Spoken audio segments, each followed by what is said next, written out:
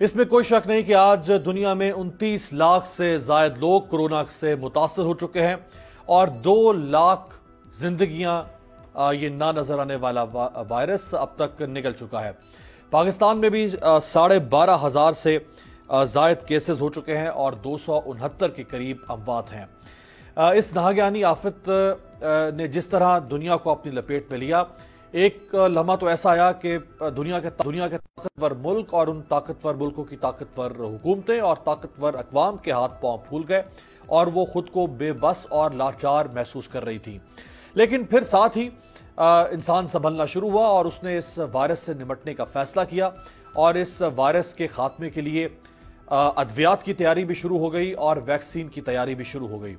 اس وقت پوری دنیا میں تقریباً 80 کے قریب ایسی ریسرچ پروسیس سے گزر رہی ہے جہاں پہ ویکسین اور اس کی ادویات کی تیاری کا عمل جاری ہے۔ دنیا میں کہاں پر کیا کیا پیش رفت ہو رہی ہے وہ آپ کے سامنے رکھنا بہت ضروری ہے، کیونکہ ایک جو خوف اور مایوسی کا جو اس وقت ماحول ہے پورے ملک میں اور پوری دنیا میں، تاکہ وہ چھٹ سکے اور لوگوں کو امید کی کرن بھی نظر آ سکے۔ سب سے پہلے ذرا آپ کو جرمنی لے کے چلتے ہیں، جہاں پر جرمن ہیلتھ منسٹر جینس سپین نے فرسٹ کلینکل ٹرائل کی خبری سنا دی ہے۔ دیکھیں انہوں نے کیا کہا ہے۔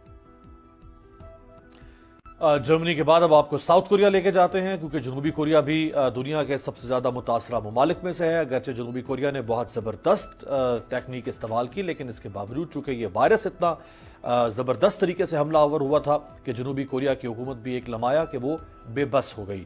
جنوبی کوریا میں اس پر کیا پیش رفت ہو رہی ہے دکھائیں۔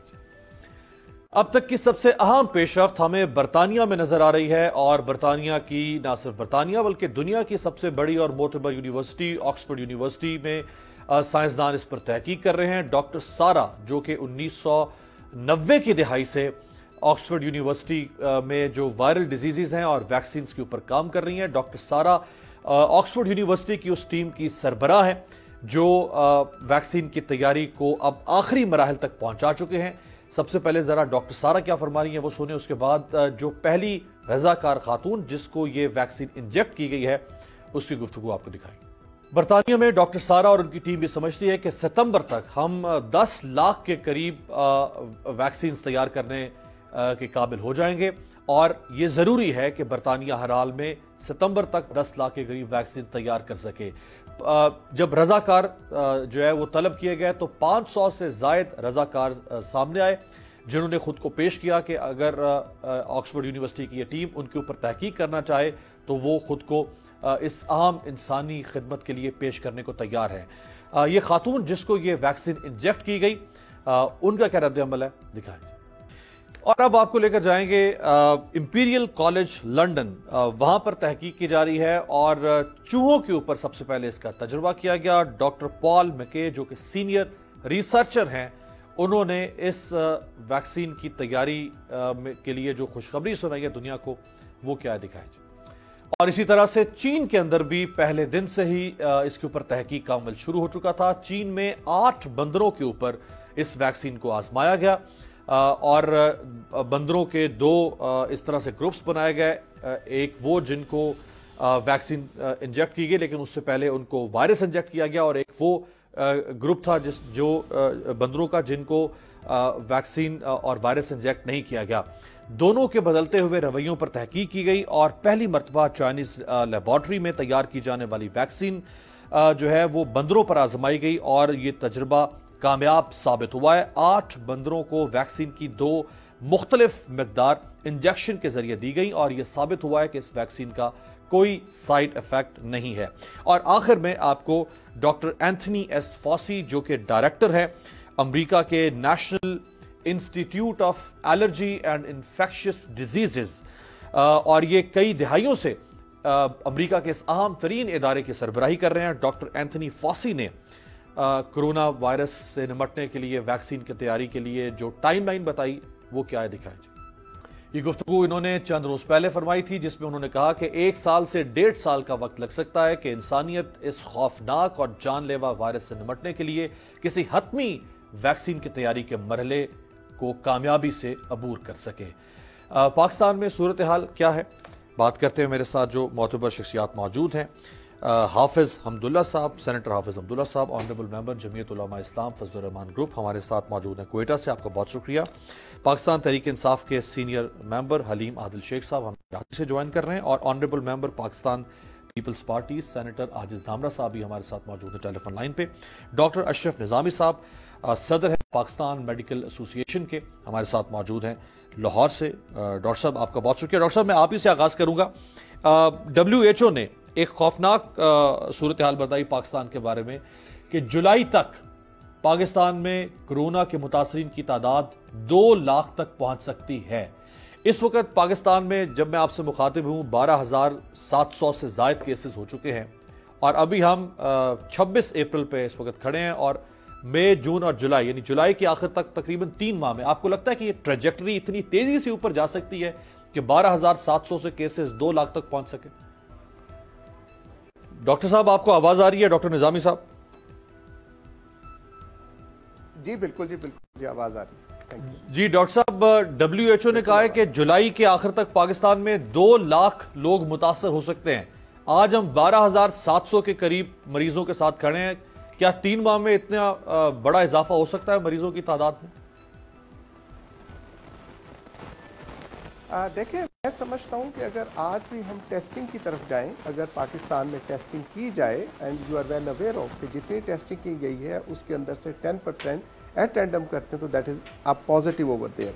اور اگر سچی بات کہوں تو میں سمجھتا ہوں کہ 2 لاکھ نہیں، اس سے بھی زیادہ تعداد ہو سکتی ہے، because we people are very much ignorant. ہم چاہتے ہیں کہ سب چیزیں ٹھیک ہیں اور ایک خاص کیفیت کے اندر رہنا چاہتے ہیں کہ ہمارے ملک کے اندر نہ تو کوئی آفت آ سکتی ہے، نہ ہمیں کوئی مسئلہ ہو سکتا ہے، and we live in a very normal paradise of it. جیسے آج حالات چل رہے ہیں، جیسے انہوں نے ایک اسمارٹ لاک ڈاؤن کی ٹرم انٹروڈیوس کروا کے لوگوں کا انٹریکشن بڑھا دیا ہے، اور جس طرح سے ہمارا ریشو بڑھا ہے، ہمارے پاکستان میں اور امریکہ میں آلموسٹ ایک ہی کیفیت کے ساتھ چیزیں، ساری سگنل جو ہیں وہ چلتے جا رہے ہیں ان کے ساتھ لانے کے لیے، اینڈ اس کو میرے پاس کوئی ایسی وجہ نہیں ہے کہ میں اس کو نگیٹ کر سکوں کہ پاکستان کے اندر یہ 2 لاکھ، بلکہ مجھے خدشہ ہے کہ یہ 2 لاکھ سے بھی بڑھ سکتے ہیں as far as the infected people are concerned of this COVID-19.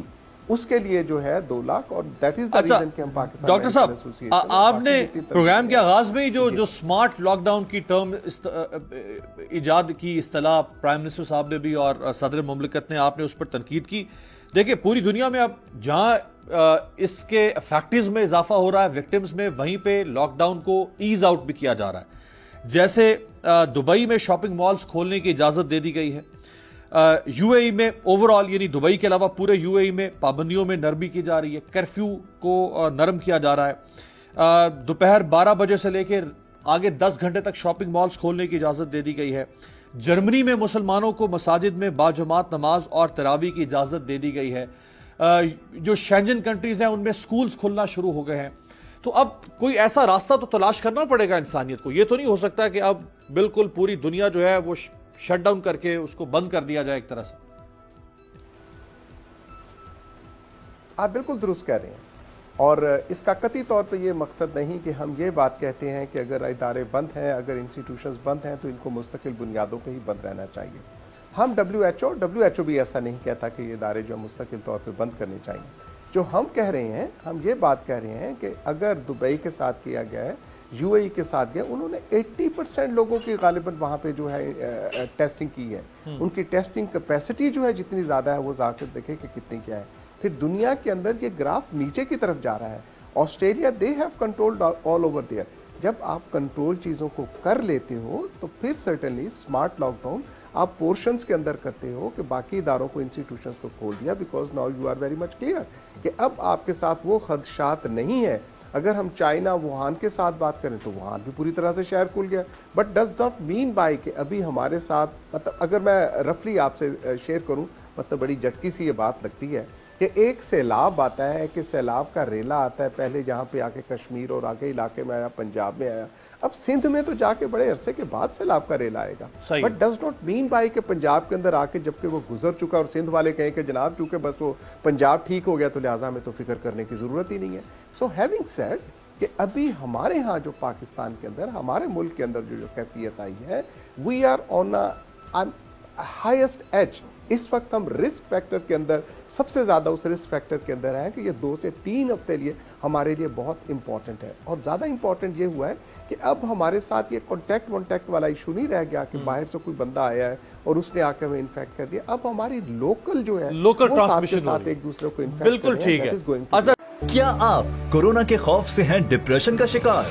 अब ना हो परेशान, बोल ला रहा है महफूज पाकिस्तान के तहत डॉक्टर ऑनलाइन। माहिरीन सेहत से पूछें कोरोना से मुताल्लिक अपने सवालात। राब्ते के लिए फोन उठाएं और डायल करें 021-350-91425, 021-3509-1433। लाइव कॉल्स दोपहर 2 से 3 और शाम 5 से 6 के दरमियान। आप अपने सवालात व्हाट्सएप पर भी भेज सकते हैं 0337-0310-377। जवाबात स्क्रीन पर दिए गए औकात मुकर्ररा में नशर किए जाएंगे। सुबह 10 बजे, सुबह 11 बजे, शाम 7 बजे, रात 8 बजे, रात 10 बजे और रात 11 बजे। तो जुड़े रहिए बोल के साथ, क्योंकि बोल का पैगाम महफूज पाकिस्तान।